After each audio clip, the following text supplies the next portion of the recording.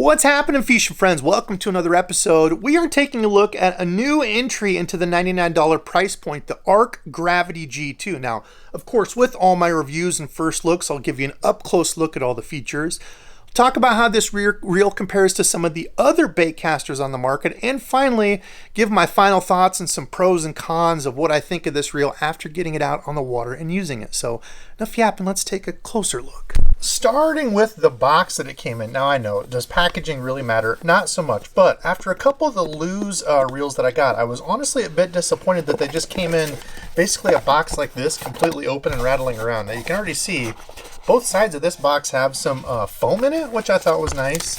These also do come with the deal on how to use the brakes. I'll walk you through that though. And then they also come with the cutout. So the reel comes sitting down in the cutout so it's not jostled around, getting broke or scratched or anything. And if you take all this stuff out, they even gave you this, which is pretty cool. Now I noticed they skipped the 15 pounds, so 10, 12, 14, 16, so they skipped the 15, 17, which is what I'm used to. But still, it's pretty cool. You can pick the closest one. So these are little sticker deals. So actually, I've got 15 pounds, so we'll just say 14.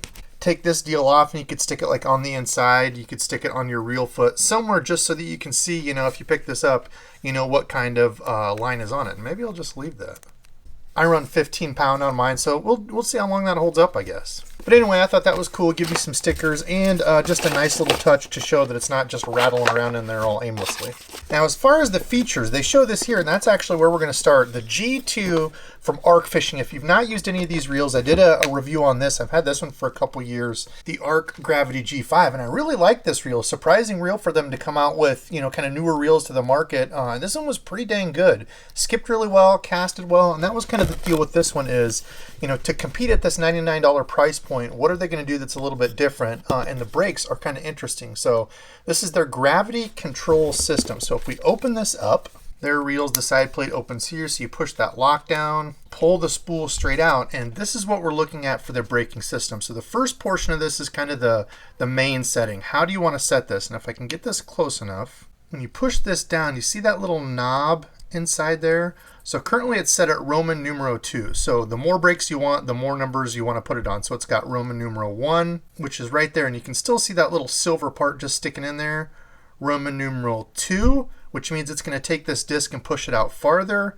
And Roman numeral 3 pushes this disc out the farthest. And what that's doing is allowing that little red cone, this piece, to interact with the magnetic brakes out here. So it's interesting. It's not quite like the dial. We'll look at that when we compare them, but kind of the same deal. It's got this cone deal instead of the brakes being on the outside and interacting with the race on the actual spool. So, and this is going to be your finite adjustment. Now, the only thing I didn't like about this is it wasn't real precise. You can see there's some play in it before it actually clicks over and moves.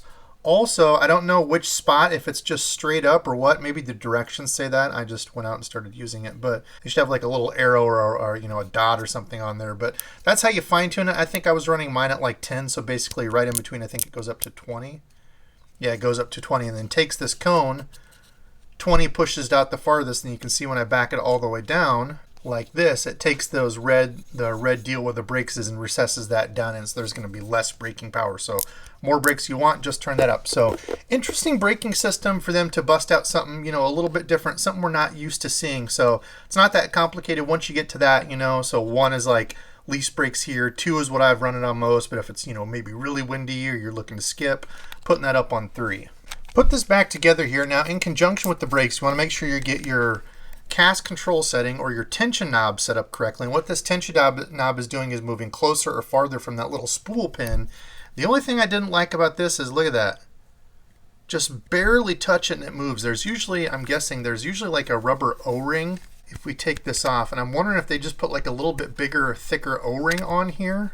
So see that O-ring, that gasket right there at the end of it? I bet if they put a thicker one on there, it would be harder to turn, and that's what I like. I like this to be pretty stiff. I don't want to accidentally hit this and mess up my spool tension. Now this does not click, as you can see there when I was turning it. No click on it, which to me that doesn't matter. I don't care if it clicks or not. The big thing for me is I don't want to accidentally hit this and mess it up. Now in my first day of testing, I did not do that. You know, after months of use with it, I don't know if that would wear more, if I could accidentally hit it, but I mean it's pretty easy just to barely take the tip of my thumb and move that. It is textured, but still pretty easy to move. So if it were me, I would put a little bit ring in there to make that a little stiffer. Now I got the 7.1 to 1 speed. I think it also comes in the 6.4 to 1 speed. So at the $99 price point, you've only got two options there for speed, but I think those are probably the two most prominent.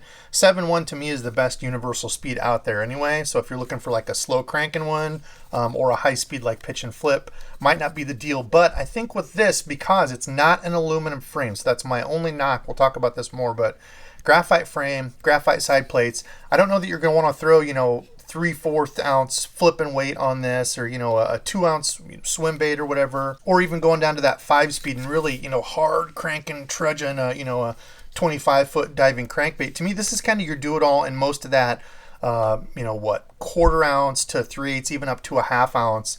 Most of your do-it-all stuff on a reel like this. Now with the handles, these are kind of reminiscent of the old loose handles. They're this slick, like black stuff. I was never a fan of these. They're fine to just like hold and reel, but once you get fish slime and water, they do get slippery, so there's no sort of texture or anything. Again, that's something I would change. I know they have to kind of hold some of that back at the $99 price point to meet that, but if I'm just looking at it, saying things that I would like or do, I like big handle knobs. I'm sorry, I like big knobs, so I would maybe change that and add some texturing. But otherwise, it's fine. It's not uncomfortable. It's just there's ones I like better. Now I did pop the reel open, and it does have a brass main gear and the main shaft. I was digging through the parts and looking at the pieces, and one thing they don't even mention on here, which I think is big, is the dually supported pinion gear. So the pinion is supported on each side by a bearing, which really helps. With some of these baitcasters where they're graphite, well, I shouldn't say some of them, all of them, you can get flex in that side plate a little bit. It's hard to see here, but you can feel it there. You can start to get flex in here. The problem with that is it can take that pinion and that main gear and they can get out of line, they can get out of whack. With the pinion in here that it touches the main gear inside there, with that being supported on each side, you don't get that rattly grinding as much. So I think that's a big thing, a really good deal that they put this in here. Not even something they marketed or talked about. It is a big deal to help keep that, separates it from like, a lot of those $30, $50 bait casters where they don't have that, and you can feel it, especially if you have a cheap bait caster, take it and do this. The ones that don't have the dual supported pinion gear, the pinion, which is that brass piece there, you see the silver ring around it? That's the second bearing supporting that. So it's supporting this piece of your pinion, which moves in and out when you click the thumb bar down, moves in and out, and that head of it right there with all those little cut slots is supported. So you notice you take your handle and do this, it still spins just like normal. Take a cheap bait caster and do that, and this piece in here is going to go and kind of rattle and crack and sound all crunchy. There you go. Some people might care about that, some others not. I'm a gear nerd, so it's kind of something I look for. So it is good that they put that in there. It does help keep those in line and keeps that reel smoother for longer, so those tolerances aren't getting out of whack and you're starting to get grooves and such in your main gear or that pinion, those teeth on that. Okay, now the drag, I noticed it does say it has a 14-pound drag. It says it's carbon based, but when I took that apart, it's that, I don't know, I call it like a plasticky ring thing. It's kind of like the same one that was in the old Lose. It's not a carbon fiber, that rough, carbon fiber black rings that you see, often like an upgrade. You can get Carbon Tex, I think is a big one a lot of people use.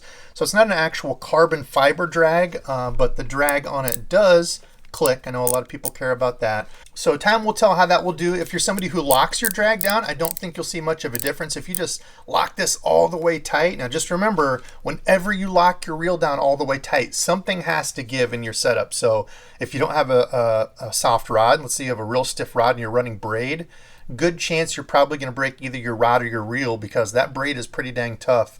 Something has to give in that system if you have a real hard hook set. So that's why I usually say on these graphite frame reels and side plates, don't ever set that all the way tight. Again, something's got to give in that. Also, I usually only use fluorocarbon or monofilament, so I've got some stretch in that. So if I do, have it a little bit tighter and I swing the hook and the drag doesn't let out, at least the stretch in that line in the rod kind of helps absorb some of that. So just something to be aware of. The more you back that off and want a smoother drag, I think that's probably where you'll see it more in those disc type. As long as you take care of it, keep it clean, and add just a tiny, tiny, tiny bit of grease on there to make sure it's running smooth, that will help. Once it gets really dry, you'll notice that kind of jerky that you don't want with drag. You want your drag to pull out smooth. Now, like I said, this does come in at the $99 price point, but Ark, they did send me this reel, full transparency. They did send me the reel to try out and such. They were nice enough to give a 10% off code to all you fishing friends out there. So if you use the link below, it automatically takes you to their site and takes 10% off the reel if you want to try one. So then I think the next question for a lot of folks is, well, how does this compare to some of the other reels at that price point? I'm glad you asked. All right, I've got 3 reels here. Let's start with the Fuego. Now, the Fuego is no longer a $99 reel. They upped the price on this. I don't remember how long ago, 130 I want to say it is now, something like that. But this is kind of what the brakes remind me of. So Daiwa, I still think, has the best brakes on the market. They're MagForce brakes, which is this inductor cone. So it's actually a mix of centrifugal and magnetic brakes. What happens is as you cast, when the cast is the most powerful at the beginning, when you need the most amount of brake power, this cone pushes out, which means it interacts more with these gray, that's the magnetic piece there. It interacts more with those brakes, so the braking strength is higher. Then as your spool starts to slow down, this slowly sinks back in. So that centrifugal force is controlling that little brass race ring there. On this side, just the same as the normal, it's got the brakes here. These move that either closer or farther from the center of that spool, so you're getting more or less braking power. So very reminiscent of like the Fuego. But again, they upped this to like 130 bucks now. That's the first Daiwa reel that you're going to get with those MagForce brakes in it. Now, if you look at these side by side, this has been one of the biggest complaints of people of the Daiwa reels is kind of this old caged frame look. You can see side by side, this is definitely a bigger, longer reel. So I know a lot of people with larger hands like it. I like it because my finger just lays straight across the front there. My thumb sits up here. To me, the Daiwa reels are very comfortable. And this one's kind of close to that. It's actually a little bit smaller, a decent amount smaller, as you can see there, but kind of the same feel. My thumb sits up here, which is something I'm going to show you when we compare to some of these others. My thumb sits up here completely out of the way of the spool. My finger sits up here nice and comfortable. So that was the first thing, is for me, the way my hands are, I can just barely palm a basketball. Very, very comfortable for me. If you have really small hands, maybe something else like the SLX fits your hand better. Now you can see my finger on this one. My finger comes all the way over, and my thumb and kind of the meat of my thumb will sometimes hit this if it's really full. Look at this compared to the Lew's Speed Spool. Again, kind of the same thing. My thumb will hit the line there. It can almost completely stop it. My finger comes over in front, so maybe a little bit better for smaller hands, but all of them are pretty comparable. Not insane difference, but just that little bit to me makes a little bit of a difference. So I like the frames that are just slightly bigger. It fits my hands a little bit better. And as you can see, when we compare the SLX to this, the SLX is just a little bit skinnier and just a little bit shorter in the nose, now, especially the side plate. Look at how close the spool is, the blue spot there. Look at how close the spool is, my thumb to my finger. Compare that to the G2 and you can see the side plate sticks out a little bit more. So it's a little bit fatter reel, just a little bit longer than kind of the other reels on the market at the $99 price point. I think these are the two, that everybody's comparing it to, either the Shimano SLX or the Lew's LFS. This is the older SLX, but the new LFS, those two I think are the ones that everybody's going to compare this to, kind of the kings at $99. Put the back of these the same, and you can see the LFS is just a tiny bit shorter, not by much, but again you can see kind of the same deal there. My thumb compared to the side plate, thumb compared to the side plate. So just a little bit meat there. Really just feels, how you like this feel in your hand, but that's how it kind of compares to some of those. So what are my thoughts on this after using it? Well, I took this out and was spinnerbait fishing with it the other day, caught, 15, 20 fish on it. It was a really good day, and I think the biggest asset to this one is the castability. So like this, the G5, like I said, I've used this a couple years, a little bit different handles, a little bit different. It's got the aluminum frame, it's a couple steps up, but still the brakes, that's the big deal with these. They've got the same type of brakes in this as they have in this at the $99 price point. They're super easy to tune in. I don't think I had a single backlash with this, getting it out on the water and using it. One thing they do say here, and this is one thing that I did, is start with the spool tension a little bit tighter than you would on other reels. Once you get it set in, you can loosen it. Spool tension can be a little tricky because if you tighten this up too much, the piece inside here is pushing on the spool, and it's not going to allow it to spin free. So you're not going to get as good a casting distance. I also see people want to cast harder with it then, which is going to cause backlash issues. It's kind of counterintuitive, but the harder you're throwing, you have more of a chance to kind of whip it and stall it out there, throwing it straight up, really trying to send it. So setting this to where it just takes out the side-to-side play, and people always ask me what that means. If I back this off, if I shake my spool, See how that moves just the tiniest amount? I slowly tighten that up until just a tiny bit of a knock there. There we go. Till I move that side to side and there's no knocking at all. That's where I start out with it to make sure it can still spin pretty free. You can see it doesn't just stop. Still spins pretty free, and that's with all the brakes on. So that's where I usually go, and then the rest is going to be done by the brakes. So I think that is the biggest asset to this, is it did sling a lure, especially a spinnerbait, really darn well. It was super windy that day. Like I said, I didn't have any backlashes. Now, if it's any testament to how this will do, the rest of the time, this thing skipped really, really, really well. I didn't get out on the boat, or kayak to skip with this, but this G5, if y'all remember that video where I was showing like skipping and talking about that, this is the reel that I was using. Awesome for doing that. So if you can get this one set up that exact same way, great for beginners, if you're learning to skip and that stuff at only 99 bucks. Now the other pro that I alluded to was how this fit in my hand. Like I said, my thumb fits up there, out of the way of the spool, fits up here. My finger, because I fish with my index finger on top of the rod up here, and I lay it here. It doesn't hit, which some reels it doesn't hit the line guide up in there where it's moving back and forth. Some reels that's like higher, and I'll put my finger there and it's rubbing against the line guide. You can see that's moving back and forth, no issues there at all. So that's the other thing I like. In hand, it was really, really comfortable. Some reels you might have to adjust your grip to it just a little bit. Not at all with this one. Slinging the spinnerbait, catching fish was comfortable all day. Now the cons, man, the only big con that blares about this, there's some little things that they could change, handles, some of that's preference, but to me the big thing is the aluminum frame. And I know it's probably a cost deal for them. I don't know how that works for the companies being able to fit that in there, but when you're looking at the LFS and the SLX, having that aluminum frame, I think that would be a big help. Now, doesn't mean that, since it's graphite, you have to completely discount it. As I've said in all my videos before, topwaters, any treble hook lures where you're not slamming the hooks really hard, still completely fine for this. So if you're looking for something to cast like a crankbait, something like that really easy, like, with 10 or 12 pound fluorocarbon, this is going to be a great option for that. Most of your single hook moving baits, the smaller ones like underspins, paddle tails, great for that. Even bumping up to like the 3/8 and ½ ounce, like swim jigs, chatterbaits, spinnerbaits, stuff where when I'm setting the hook, I'm just pulling into them hard. But it's not something like a Texas rig or a jig where I'm throwing, ½ ounce, 3/4, or punching, something like that, where I'm waiting, and then slamming that hook set as hard as I can on, on dead slack line. That's what really puts the stress and wear on these reels. Also, I don't have one here, but the big heavy lures. So if you're looking to throw like, 2-ounce swim baits and stuff like that, I would go to a heavier duty reel with this, just even casting and, throwing those and stopping it real quick.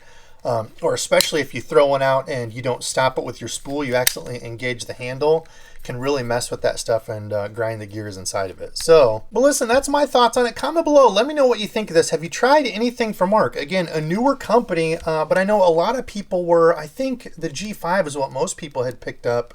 A lot of people were really surprised with how this turned out. Like I said, they're just kind of dipping their feet into the real market. They've had rods out for quite some time. Dipping their feet into the real market, and I know like this one surprised a lot of people. So coming out with this, adding a really nice braking system into a $99 reel is nice to see out there. At least companies thinking about that and changing stuff up. Let me know what you think. Is this something you'd pick up and try? Again, like I said, they were nice enough to do a 10% off for you guys and gals out there. If you click on that, that will take you and save you 10 bucks.